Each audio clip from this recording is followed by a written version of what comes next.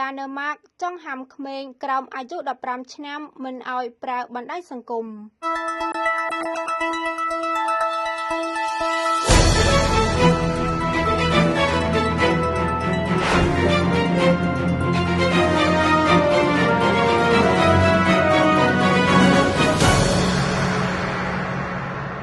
រដ្ឋាភិបាលដាណឺម៉ាកនឹងដាក់ច្បាប់ហាមឃាត់ក្មេងក្រោមអាយុ15ឆ្នាំមិនឲ្យលេងបណ្ដាញសង្គមនេះបើតាមសេចក្តីថ្លែងការណ៍របស់លោកស្រីនាយករដ្ឋមន្ត្រីដាណឺម៉ាកនៅថ្ងៃទី7តុលានៅចំពោះមុខអង្គសភាដាណឺម៉ាកល្បីជាប្រទេសជឿនលឿនខ្លាំងមានបំពាក់ឧបករណ៍ឌីជីថលសិក្សាក្នុងគ្រប់សាលារៀនរាប់ទាំងសាលាបង្រៀនក្មេងតូចៗផង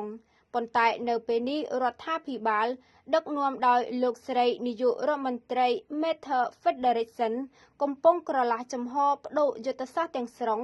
ដោយចង់បកទៅរកវិធីសាស្ត្របង្រៀនសិស្សតាមបែបបុរាណពោលគឺកាន់សៀវភៅសិក្សាវិញ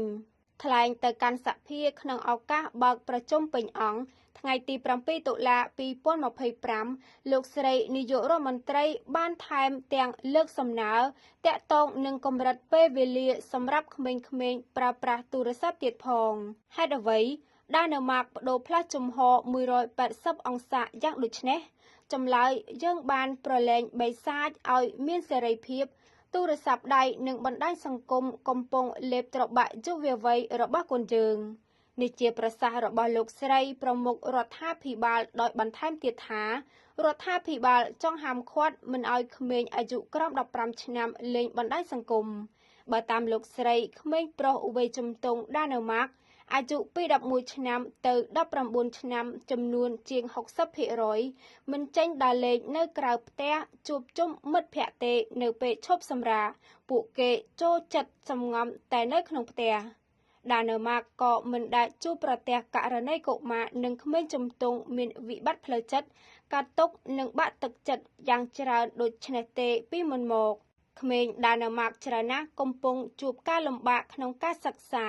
មិនចេះអាននិងពិបាកផ្ចង់អារម្មណ៍ទាំងនេះជាហេតុផលដែលជំរុញឲ្យរដ្ឋាភិបាលដាណឺម៉ាកសម្រាប់លើកគម្រោងច្បាប់កម្រិតការប្រើប្រាស់ទូរស័ព្ទនិងបណ្ដាញសង្គមឡើងនៅក្នុងគម្រោងច្បាប់ដែលមិនទាន់កំណត់ថ្ងៃអនុម័តនៅឡើយ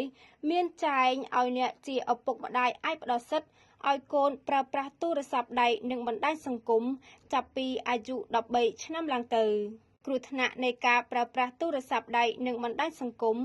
ឬគ្រោះថ្នាក់នៃអេក្រង់ជាទូទៅចំពោះសុខភាពកុមារនិងក្មេងត្រូវបានអ្នកជំនាញផ្នែកសុខភាពទាញសញ្ញាអាសន្នជារឿយ